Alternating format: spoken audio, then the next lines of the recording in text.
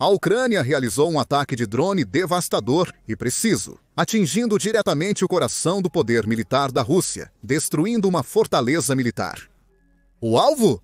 A base aérea de Engel, em Saratov, Rússia, é um centro vital para a máquina de guerra de Putin. Agora, essa base está em chamas após a Ucrânia atacar com um enxame de drones, possivelmente eliminando alguns dos bombardeiros mais importantes da Rússia. Em 20 de março, a ABC News foi uma das primeiras a relatar o massivo ataque de drones da Ucrânia, confirmando que as autoridades russas do Oblast de Saratov reconheceram um ataque ucraniano. Segundo as autoridades, o alvo era a base aérea de Engel. Situada a cerca de 280 quilômetros da fronteira Rússia-Ucrânia, a base está em território russo profundo, tornando-a vital para Putin durante a guerra como plataforma de lançamento para bombardeiros e caças.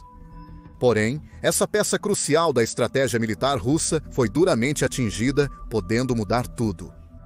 A Ucrânia há muito tempo conhece o perigo dessa base.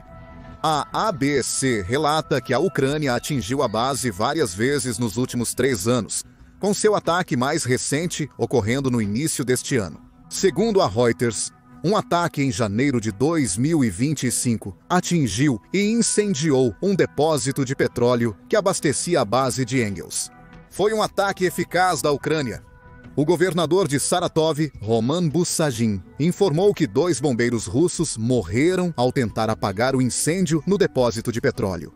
Busagin também foi forçado a declarar estado de emergência na Oblast, que, segundo a Reuters, tem uma população de 200 mil pessoas. O exército ucraniano também elogiou esse ataque, afirmando no Telegram que ele cria sérios problemas logísticos para a aviação estratégica dos ocupantes russos e reduz significativamente a capacidade deles de atacar cidades ucranianas pacíficas e objetos civis. Se o ataque de janeiro foi impressionante, o que a Ucrânia conseguiu na noite de 20 de março foi ainda mais. Os detalhes do ataque vêm do Kiev Post. A Ucrânia realizou o maior ataque de drones contra Saratov e Engels desde que Putin invadiu o país em fevereiro de 2022.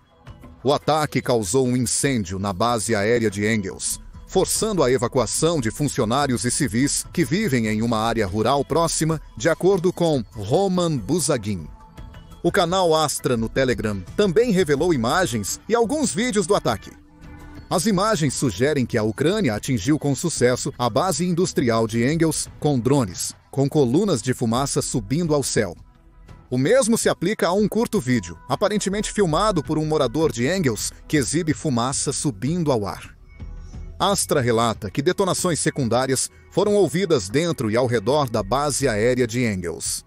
As explosões podem ter sido causadas por drones que atingiram ativos russos valiosos, ou por um acerto direto em um depósito de munições na instalação, resultando na explosão de munições russas.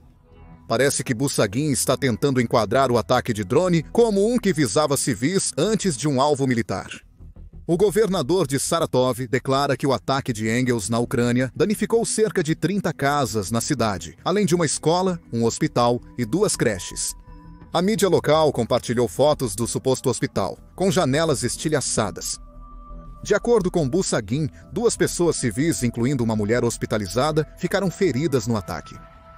Além disso, o ataque atingiu um depósito de petróleo, possivelmente o mesmo que a Ucrânia visou em janeiro, causando um pequeno incêndio. Além disso, as escolas foram fechadas na região, com os alunos mudando para o aprendizado remoto no dia. A veracidade dessas afirmações ainda carece de confirmação. É suspeito que Busagin esteja alegando que o ataque da Ucrânia visou áreas civis, quando essa é uma estratégia que a Rússia tem usado e negado usar desde o início da invasão de Putin. O governador regional de Saratov pode estar tentando equiparar a culpa da Ucrânia em atacar civis russos com a da Rússia em matar cidadãos ucranianos? Possivelmente. Ele também pode estar tentando desviar a atenção do real impacto do ataque ucraniano à base aérea. A ABC relata que o ataque a Engels integrava um ataque de drones maior contra múltiplos alvos russos. A mídia russa alega que as defesas aéreas do país derrubaram 132 drones ucranianos durante o ataque, sendo 54 deles sobre Engels. A Rússia também realizou um ataque aéreo simultâneo. De acordo com as autoridades ucranianas, a cidade ucraniana de Kropotnitsky foi atacada por um enxame de drones, causando cerca de 30 explosões na cidade. Kupiansk também foi alvo. Em questão de horas, mais de 20 bombas atingiram a cidade, resultando na morte de um civil e ferimento de outro. Ao todo, a Rússia lançou 171 drones na Ucrânia na mesma noite do ataque a Engels. A Ucrânia afirma que abateu 75 desses drones com suas defesas aéreas, enquanto outros 63 se perderam em voo sem causar danos. Apesar de ambos terem lançado ataques de drones na mesma noite, há uma clara diferença entre os ataques ucranianos e russos. Para a Ucrânia, a base aérea de Engels e seu depósito de petróleo eram os alvos principais. Pode ter havido algum dano colateral, se acreditarmos em Busadin, mas foi involuntário. A Rússia, por outro lado, visou apenas cidades ucranianas, não alvos militares. Putin tenta causar o máximo de morte e destruição em áreas civis, e o ataque ucraniano a Engels parece ter sido uma tentativa de contrariar essa abordagem russa. É por isso que esse ataque foi tão importante. Isso apenas tornou a força aérea da Rússia em Engels inofensiva, ao potencialmente neutralizar dois dos ativos mais perigosos da Rússia, os bombardeiros estratégicos Tu-160 e o Tu-95, Mato Grosso do Sul, já que eliminar uma unidade de armazenamento de munição e destruir o depósito de óleo torna esses bombardeiros praticamente inúteis, mesmo que sejam capazes de decolar. O Tu-160, designado Blackjack pela OTAN, é um bombardeiro estratégico supersônico. Ele fez seu voo inaugural em dezembro de 1981, mas só foi até abril de 1987 que ele entrou oficialmente em serviço. A Rússia construiu 36 bombardeiros desde sua introdução, então a perda de um ou dois causa grande impacto na capacidade do país de bombardear seus inimigos. Pior ainda para Putin, o Tu-160 é um bombardeiro da era soviética. Isso não o torna ineficaz. Ele provou ser perfeitamente capaz de lançar bombas planadoras em alvos ucranianos. Mas sua idade significa que muitos dos 36 que a Rússia construiu caíram em desuso ou não são usados pelo exército russo. Apenas 17 dessas poderosas aeronaves estão em serviço, tornando as possíveis perdas em Engels ainda mais significativas. A Rússia também sentirá falta das capacidades do Tu-160. A aeronave é capaz de operar em condições diurnas e noturnas, além de operar em todas as latitudes geográficas. É também um bombardeiro nuclear, embora a Rússia o tenha usado para lançar armas convencionais. O Tu-160 é um dos principais meios da Rússia para entregar ogivas nucleares a um alvo, evidenciando a magnitude da perda de uma dessas aeronaves para Putin. O equivalente mais próximo dos Estados Unidos da América ao Tu-160 pode ser o B-1B, que a América já integrou com os jatos de combate da era soviética da Ucrânia em missões de treinamento. Em termos de mísseis e bombas, o Tu-160 geralmente é abastecido com até 12 mísseis K-50 e 5 Mato Grosso do Sul. Cada míssil é propulsionado por um turbofan e tem um alcance máximo de 3 km, suficiente para alcançar praticamente qualquer alvo na Ucrânia a partir de Engels. Se Putin optar pela via nuclear, esses mísseis também podem ser equipados com ogivas de 200 quilotoneladas. Esse poder é capaz de devastar seriamente qualquer cidade. Segundo a campanha internacional para abolir as armas nucleares, uma bomba de 100 quilotoneladas sobre Nova York causaria mais de 583 mil mortes. Essa estatística dá uma ideia aproximada do dano que uma bomba nuclear, com o dobro do rendimento, causaria se lançada em qualquer grande cidade densamente povoada, como Nova York. O Tu-160 também é rápido. Ele consegue alcançar velocidades de até 156 milhas por hora.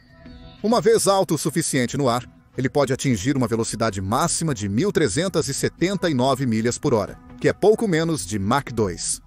No entanto, ele cruza a uma velocidade muito mais lenta de 596 milhas por hora.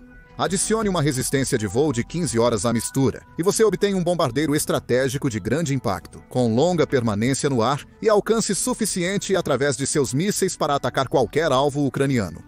O Tu-95MS é igualmente perigoso. O Tu-95 Mato Grosso do Sul, codinome OTAN Bear-H, é um bombardeiro estratégico e transportador de mísseis. É uma melhoria do Tu-142 da Rússia, uma aeronave de patrulha marítima e versão modernizada dos antigos bombardeiros Tu-95 Bear russos. A Rússia possui poucas dessas aeronaves em seu arsenal. Moscou havia adquirido 20 deles até o final de 1900. De acordo com a Air Force Technology, que esperava que estivessem em serviço até 2040. Isso pode não ser mais o caso após o ataque de Engels na Ucrânia. Vale destacar que modernizado não quer dizer necessariamente moderno em termos de 2025. O protótipo para o Tu-95 Mato Grosso do Sul foi concluído em setembro de 1979, com a produção em série do bombardeiro ocorrendo entre 1981 e 1992. Exatamente. É outra aeronave soviética que Putin trouxe para a invasão iniciada por ele em 2022. Contudo, desde sua introdução na Força Aérea em 1981, a Rússia fez várias atualizações na aeronave. Por exemplo, em dezembro de 2014, a empresa aeroespacial russa Tupolev entregou 2 de suas versões modernizadas da aeronave. É essa versão que compõe as 20 que a Rússia tinha em seus estoques antes do mais recente ataque da Ucrânia contra Angulus. O 295 Mato Grosso do Sul é um pouco mais capaz que o 2160 em combate aéreo. Ele está equipado com um par de canhões automáticos Gryazev Shipunov de 23 mm montados na parte traseira da aeronave, fornecendo alguma defesa contra jatos e mísseis que se aproximam. Esse canhão pode disparar 2.400 rodadas por minuto. Contudo, a maior ameaça para a Ucrânia não são os canhões. Os 295 mísseis Mato Grosso do Sul são muito mais preocupantes. O avião PAC-6 da Rússia com mísseis de cruzeiro KH-15, que são carregados em um lançador de tambor e têm um alcance de 1.553 milhas, tornando-os eficazes para cidades na Ucrânia.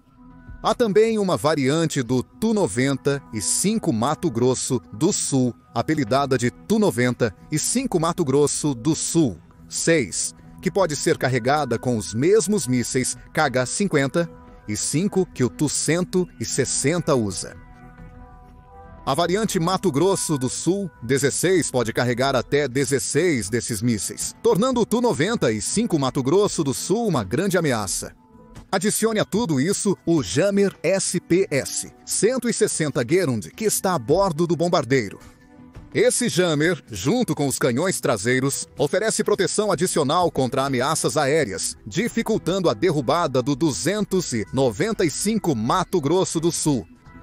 A principal desvantagem da aeronave, na perspectiva russa, é que ela não é tão rápida quanto o 2160. O Mato Grosso do Sul 295 atinge uma velocidade máxima de 829,5 km por hora, com velocidade de cruzeiro de 548,6 km por hora.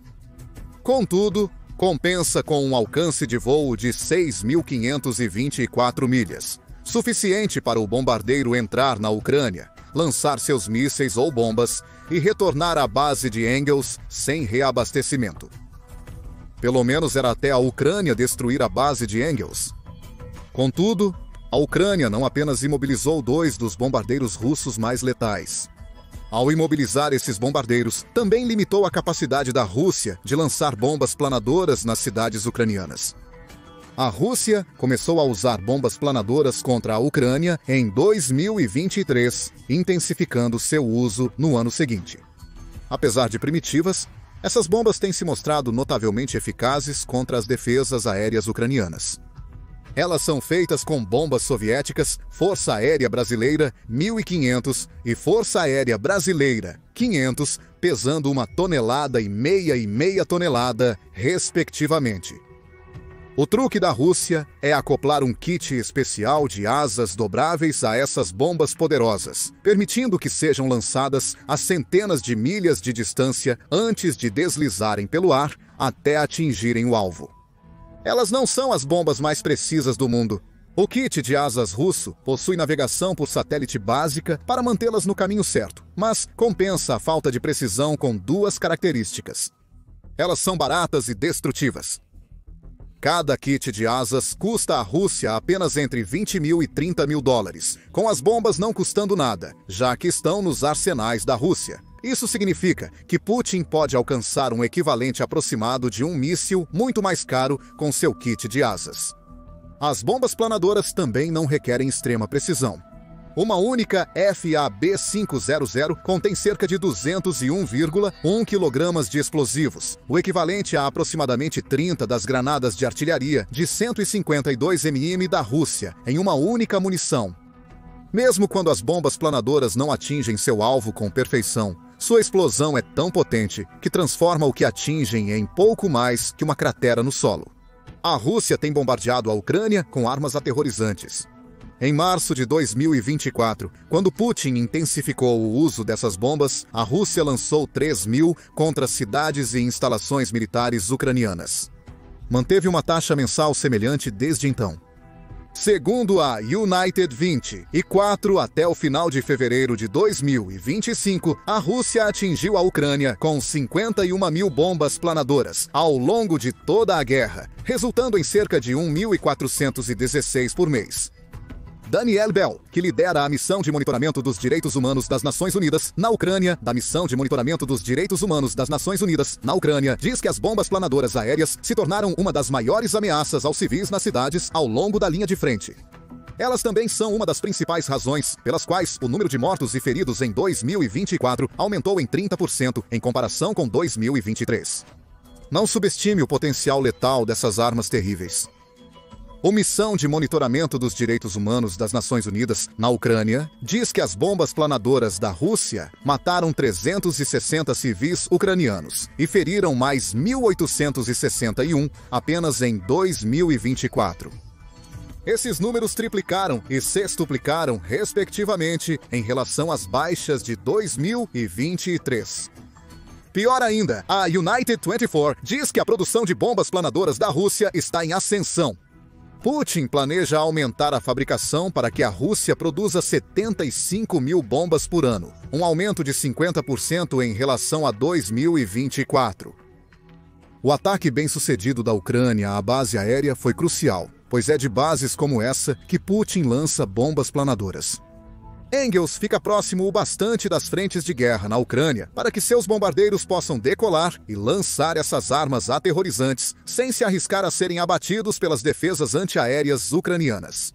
Ao eliminar Engels, a Ucrânia também destruiu um dos pontos de lançamento dos ataques mais devastadores de Putin. Se eles eliminaram alguns dos jatos que lançaram as bombas, isso já é uma ótima notícia. Relatórios iniciais sugerem que a Ucrânia também destruiu um depósito de munições em Engels durante o ataque de drone. Não será difícil adivinhar quais armas provavelmente estavam armazenadas nessas instalações. Aliviar a ameaça da bomba planadora é uma grande vitória para a Ucrânia em várias frentes. Em termos de baixas civis, eliminar Engels, ainda que por um tempo, permite que seus habitantes respirem com mais alívio. Menos morrerão se a Ucrânia intensificar ataques de drones contra bases aéreas similares na Rússia. No fronte militar, a destruição de ativos-chave em Engels alivia a pressão nas linhas de frente. Putin usa bombas planadoras para devastar a infraestrutura civil da Ucrânia e as fortificações do país em regiões onde a Ucrânia está lutando ativamente contra a Rússia. Mitigar a ameaça dessas bombas permite que as forças ucranianas concentrem mais energia nas tropas russas. O ataque ocorreu em um momento oportuno. A Ucrânia passou grande parte da guerra tentando resolver o problema da bomba planadora. Os sistemas de navegação por satélite simples das armas os tornam resistentes a muitas técnicas de interferência usadas para desviar drones e mísseis de cruzeiro. Assim, a simplicidade de uma bomba planadora russa é também uma de suas principais vantagens. A Rússia está perdendo essa vantagem. Os ataques da Ucrânia em Engels estão reduzindo os estoques russos de bombas planadoras e aeronaves lançadoras dessas bombas. Eles também alertam Putin que seus aeródromos estão vulneráveis. Ataques futuros poderiam forçar o líder russo a recuar sua força aérea, inutilizando as bombas planadoras. Além disso, a Ucrânia parece ter descoberto como bloquear os sinais que a Rússia usa para guiar essas bombas. Segundo a Forbes, em 17 de março, a Ucrânia descobriu como usar um sistema de guerra eletrônica que interfere na navegação por satélite das bombas planadoras. O resultado? Agora está levando entre 8 e 16 bombas planadoras da Rússia para atingir um alvo onde uma teria feito o trabalho há apenas alguns meses. Putin vai precisar dos 50% extras de bombas que ele planeja construir em 2025, principalmente se a Ucrânia combinar essa nova tecnologia de interferência com mais ataques às bases aéreas russas. Isso é, sem dúvida, uma grande vitória para a Ucrânia. Porém, há um pequeno problema. Segundo a ABC, o ataque ucraniano a Engels também teria destruído um depósito de petróleo que abastecia a base aérea. Isso pode ser um problema. Em 18 de março, o presidente dos Estados Unidos da América, Donald Trump, ligou para Putin para discutir os termos de um acordo de cessar-fogo que havia negociado com Zelensky anteriormente. Putin rejeitou um cessar-fogo total. No entanto, ele concordou em cessar todos os ataques à infraestrutura energética da Ucrânia por 30 dias, contanto que a Ucrânia fizesse o mesmo. Pode parecer que o ataque da Ucrânia ao depósito de petróleo de Engels violou o cessar-fogo, mas não é verdade. Apesar das alegações do Kremlin de que Putin ordenou um cessar-fogo imediato, a Rússia bombardeou Sloviansk cerca de 1 hora após a ligação, deixando milhares de civis sem eletricidade ou aquecimento. Putin nunca teve a intenção de cumprir seu próprio cessar-fogo, violando-o quase instantaneamente. O ataque da Ucrânia a Engels enviou uma mensagem clara ao líder russo. Você pode mentir para Trump, mas cada ataque enviado em nossa direção será respondido com igual devastação. E devastador é a palavra correta. Em um ataque de drone, a Ucrânia devastou o aeródromo de Engels, eliminou munições russas-chave, possivelmente destruiu bombardeiros estratégicos e incendiou um depósito de petróleo. Isso é um contra-ataque poderoso, se já houve algum. Mas o que você acha do que a Ucrânia conseguiu em Engels? Vamos ver mais ataques como esses da Ucrânia, apesar do cessar-fogo negociado por Trump ainda estar tecnicamente em vigor? Qual base aérea você acha que a Ucrânia vai mirar a seguir? Compartilhe sua opinião nos comentários e inscreva-se no The Military Show para atualizações sobre as últimas inovações militares ucranianas. Nos empenhamos em ser uma fonte precisa e atual de notícias sobre os principais conflitos e agradecemos imensamente seu apoio.